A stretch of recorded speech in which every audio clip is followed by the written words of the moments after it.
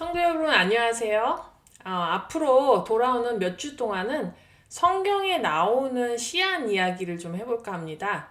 많은 씨앗 이야기 중에서도 오늘 말씀을 나눌 창세기 3장 15절에 여자의 씨는 가장 근본이 되는 구절이 아닐까 싶습니다. 우리 다 함께 오늘 본문인 창세기 3장 15절 함께 읽겠습니다.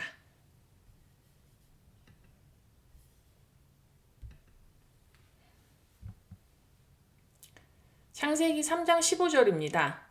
내가 너로 여자와 원수가 되게 하고 내 후손도 여자의 후손과 원수가 되게 하리니 여자의 후손은 내 머리를 상하게 할 것이요 너는 그의 발꿈치를 상하게 할 것이니라 하시고. 아멘. 기도하겠습니다. 하나님 아버지, 저희가 오늘 또 씨앗에 대한 이야기를 이제 시작하려고 합니다. 주님께서 성경에 나오는 이 씨앗 이야기들을 우리들을 어느 곳으로 인도하실지 우리가 참 기대가 됩니다. 아버지 하나님, 주님께서 여자의 후손으로 주신 예수 그리스도를 우리가 메시아로 믿고 아버지 우리를 구원한 구세주로 믿습니다. 아버지 하나님, 이 고백 위에 주님께서 교회를 세우셨고 주님은 한 번도 그 여자의 후손에 대한 그 주님의 약속을 저버리신 적이 없는데 아버지 우리가 오늘도 이 창세기 3장 15절로 시작해서 주님께서 이끄시는 대로 정말 주님 우리에게 약속하신 그 씨앗이 정말 마지막까지 어떻게 성취되고 주님께서 구원을 어떻게 이루어 가시는지 우리가 알 수 있도록 주께서 함께하여 주시고 저희들을 정말 지혜롭게 하여 주시옵소서. 예수 그리스도의 이름으로 간절히 기도합니다. 아멘.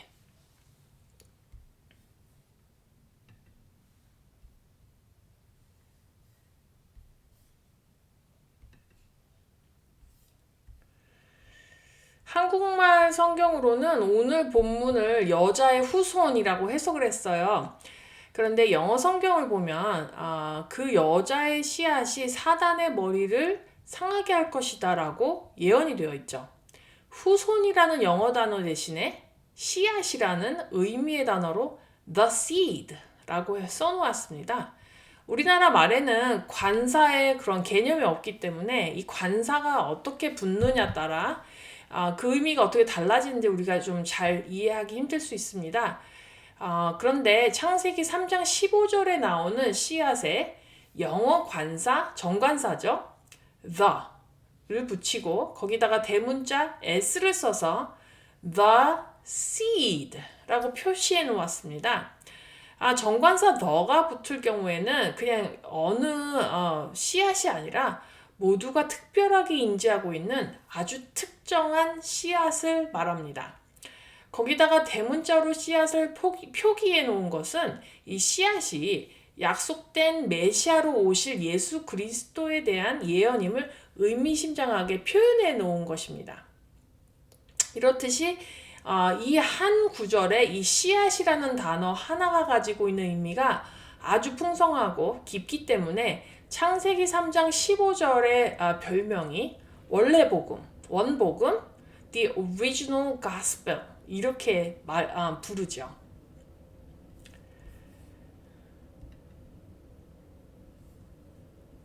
창세기 3장 15절은 불순종에서 죄인이 된 남자와 여자에게 구원을 약속해 주신 구절이기도 합니다만 또한 사단에게는 선전포고를 하고 심판을 내린 구절이기도 합니다.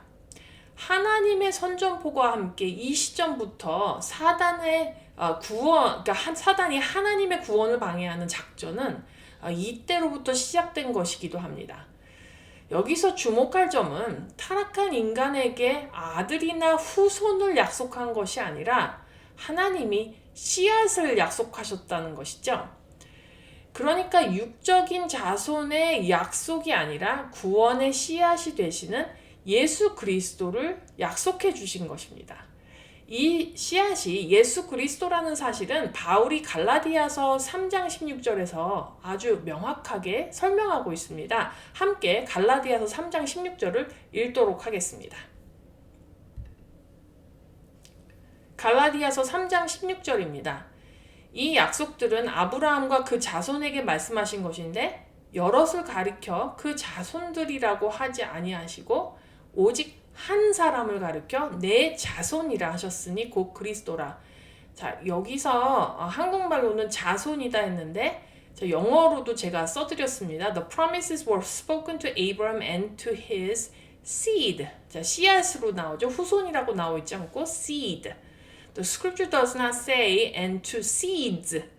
이것이 아니라 그러니까 복수형의 seeds가 아니라 meaning many people, but and to your seed, meaning one person who is Christ. 그러니까 씨앗이 하나다, 한 사람이다. 예수 그리스도를 지칭하는 말입니다. 죄를 범한 아담과 하와, 그러니까 죄를 범한 아담과 또 그의 아내 여자에게 이 씨앗을 약속하셨습니다. 성경 나중으로 가면은 아브라함과 다윗에게도 이 씨앗을 약속하셨어요. 그런데 왜 씨앗으로 메시아를 상징적으로 약속하셨을까요? 씨 하면 그것이 아주 사이즈는 작지만 생명을 낳고 또 번식합니다. 우리가 씨를 생각하면 생명의 근원이 되는 생명과 번성의 상징입니다. 하나님이 남자와 여자를 창조하셨을 때 창세기 1장 28절에서 그들에게 복 주시며 그들에게 이르기를 생육하고 번성하여 땅에 충만하라 이렇게 말씀하셨습니다. 그리고 1장 29절에 주신 음식이 바로 이 씨 맺는 모든 채소와 씨 가진 열매 맺는 모든 나무를 사람의 음식으로 주셨습니다. 자, 요 사실을 우리 한번 창세기 1장 29절로 가서 한번 읽어보도록 하겠습니다. 창세기 1장 29절입니다. 하나님이 이르시되 내가 온 지면에 씨 맺는 모든 채소와 씨 가진 열매 맺는 모든 나무를 너희에게 주노니 너희의 먹을거리가 되리라. 아멘. 이렇게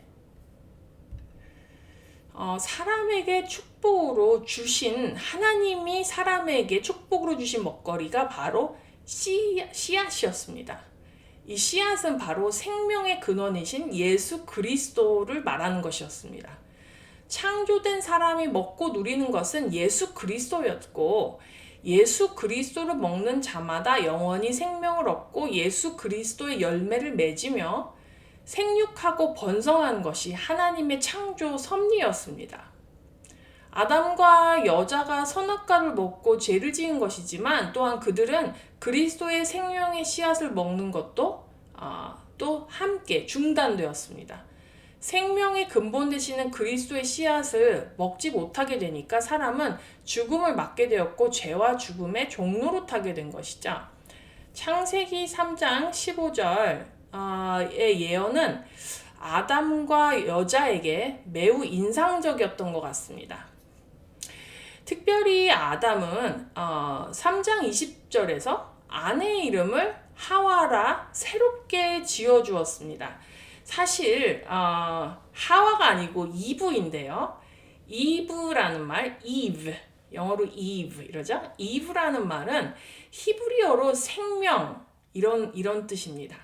하나님이 말씀해 주신 3장 15절의 말씀을 듣고 아담은 자신의 아내로부터 이 죽음을 극복해낼 생명의 원천이 나올 것이다 이렇게 믿었던 것이죠.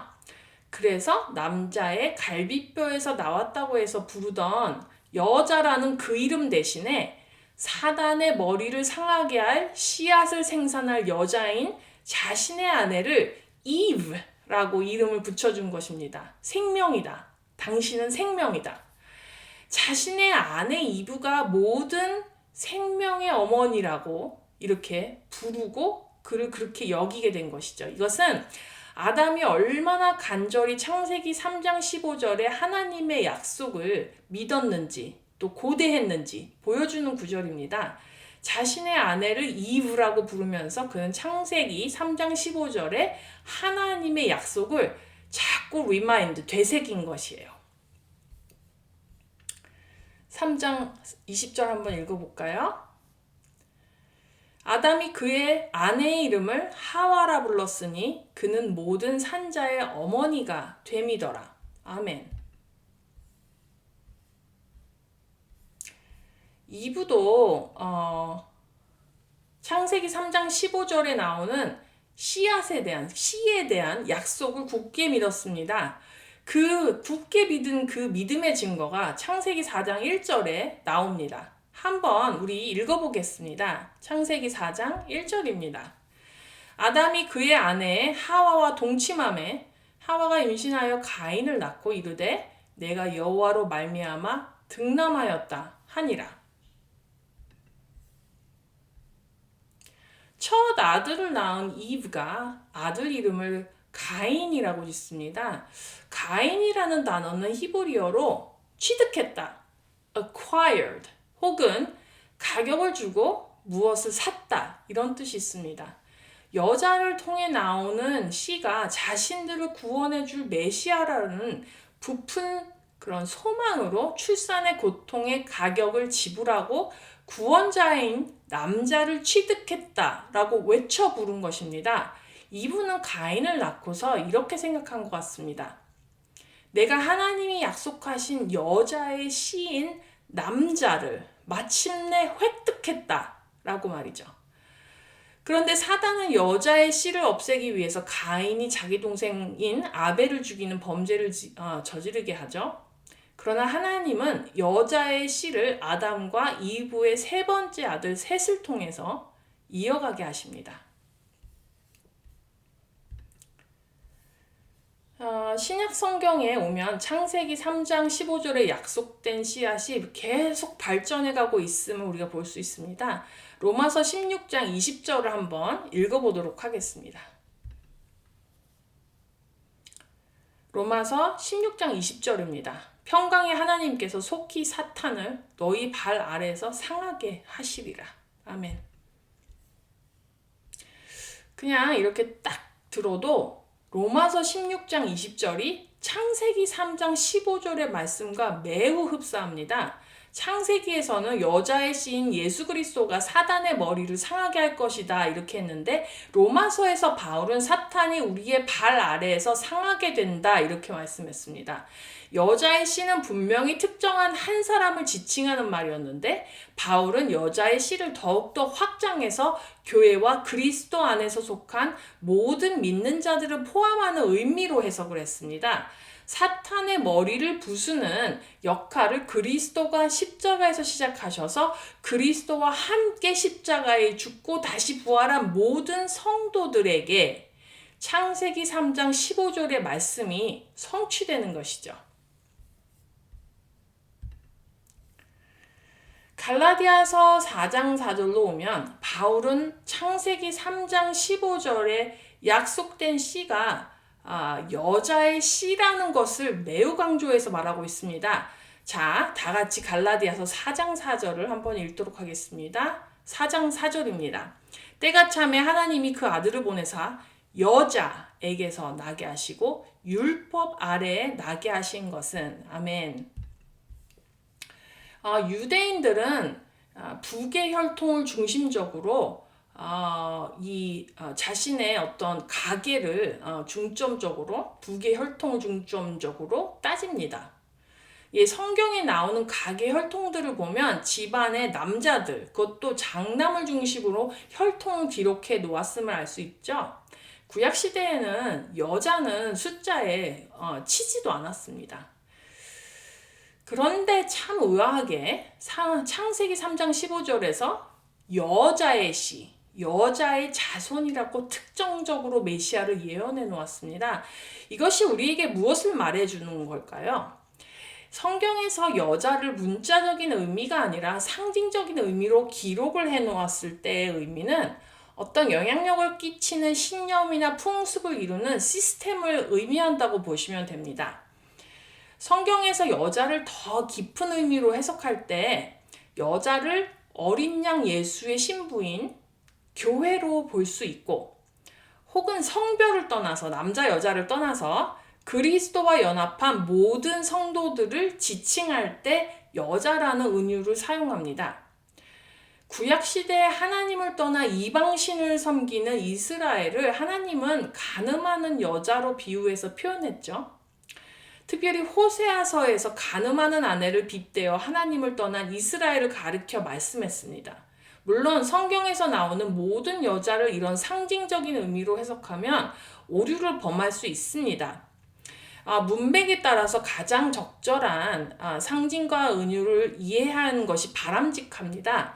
그러나 창세기 3장 15절에 여자의 씨라는 상징적인 표현을 바울이 갈라디아서 4장 4절에서 해석해 주기를 메시아가 이스라엘 민족 중에서 태어나며 더욱이 율법의 영향 아래, 율법의 저주 아래 태어나신다라는 것입니다. 태어나셨다는 것이죠. 갈라디아서 4장 4절을 토대로 창세기 3장 15절을 다시 생각해 본다면 여기서 여자는 이스라엘과 율법이라고 해석이 가능하겠습니다.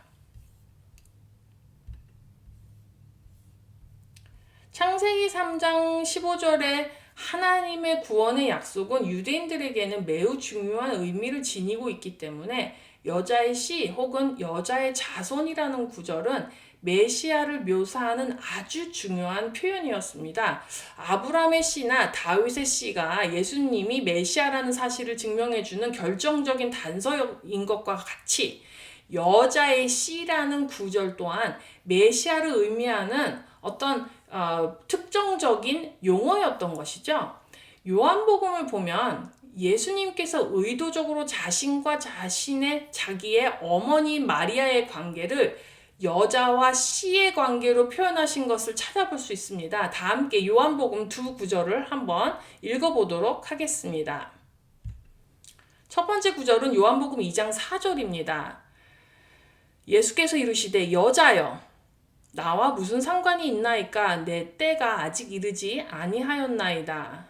자, 두 번째 구절은 19장 26절입니다. 예수께서 자기의 어머니와 사랑하시는 제자가 곁에 서 있는 것을 보시고 자기 어머니께 말씀하시되 여자여 보소서 아들이니이다 하시고.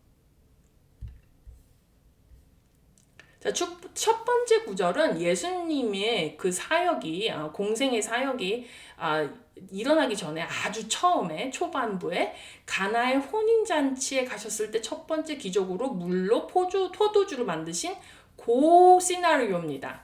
또 두 번째 구절은 예수님이 십자가에 못 박혀 죽으실 때입니다. 그러니까 예수님이 사역을 시작하시기 바로 전과 예수님의 사역이 마감이 될 때 예수님이 아주 의도적으로 자신이 창세기 3장 15절에 그 약속된 바로 그 여자의 씨라는 사실을 마리아를 여자라고 부르시면서 결정적으로 유대인들에게 힌트를 주신 것입니다. 마리아를 여자여 라고 부름으로써 예수님은 사람들이 자신을 약속된 메시아로 믿고 자신이 십자가에서 구속을 다 이루신 것을 믿어서 사람들이 구원을 얻게 하기 위해서 결정적인 메시아라는 단서를 주신 것입니다. 자, 마지막으로 요한계시록 12장으로 가면 11장까지 일곱 나팔이 불리던 장면이 갑자기 뜬금없이 남자아이를 낳는 여자와 용의 전쟁으로 발전이 됩니다.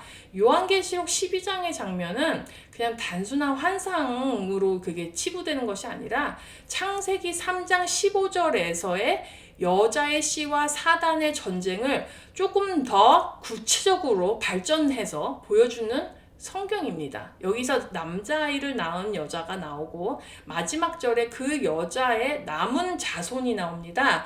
남자를 낳은 여자는 이스라엘을 뜻합니다.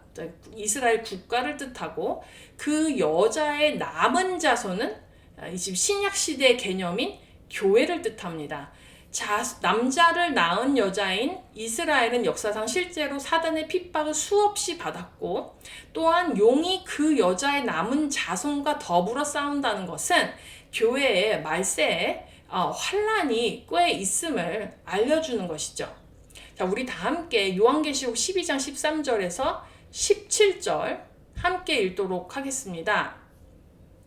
용이 자기가 땅으로 내쫓긴 것을 보고 남자를 낳은 여자를 박해하는지라 그 여자가 큰 독수리의 두 날개를 받아 광야 자기 곳으로 날아가 거기서 그 뱀의 낯을 피하여 한 떼와 두 떼와 반 떼를 양육받음에 여자의 뒤에서 뱀이 그 입으로 물을 강같이 토하여 여자를 물에 떠내려가게 하려 하되 땅이 여자를 도와 그 입을 벌려 용의 입에서 토한 강물을 삼키니 용이 여자에게 분노하여 돌아가서 그 여자의 남은 자손 곧 하나님의 계명을 지키며 예수의 증거를 가진 자들과 더불어 싸우려고 바다 모래 위에 서 있더라.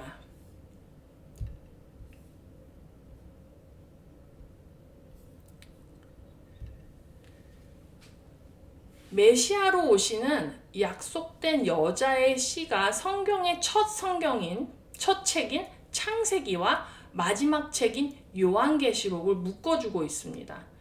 사단은 여자로부터 태어난 예수 그리스도를 십자가에서 죽였지만 예수님은 부활하셨고 결국은 사단은 예수 그리스도의 발꿈치 정도만 상하게 한 것이라는 것을 예수님은 이미 증명하셨습니다. 또한 요한계시록 12장과 로마서 16장 20절을 통해서 예수님이 여자의 씨이셨듯이 예수님을 믿는 우리도 함께 여자의 씨인 것을 보여주는 것입니다. 예수님이 씨로서 생명을 생산해내고 그 생명을 번성하게 하셨듯이 예수님의 씨 안에 있는 우리도 그리스도의 생명을 생산해내고 그 생명을 충만하게 번성시키는 것입니다.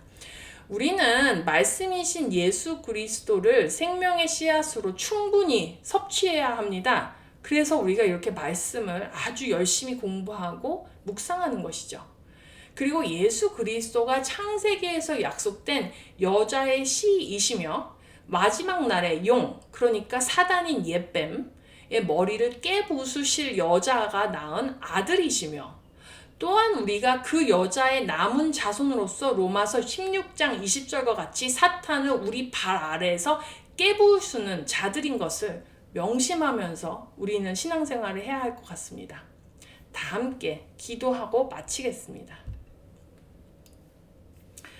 하나님, 너무나 정말 주님께서 완벽하게 준비해 놓으시고 이렇게 이끌어 가시는 주님의 처음 복음과 나중 복음, 그리고 그 중간의 모든 복음들 너무나 저희들에게 소중합니다. 주님, 여자의 후손으로 오신 주님, 그리고 여자의 남은 후손으로 우리를 세워주신 주님의 그 놀라우신 사랑과 은혜에 감사드립니다. 아버지 하나님, 우리를 끝까지 지켜주시되 우리가 정말 주님께서 우리 발 아래에 사탄이 완전히 상하게 될 때까지 주여 정말 주님의 구원의 역사를 쉬지 마시고 우리가 정말 주님 예수 그리스도를 매일매일 말씀으로 먹고 그 영양을 섭취해서 우리는 정말 예수 그리스도의 씨앗으로 계속해서 생명을 낳고 생명으로 번성하게 하는 그런 귀한 유업을 얻어 정말 계속해서 전진해 나갈 수 있도록 도와주시옵소서. 예수 그리스도의 이름으로 기도합니다. 아멘.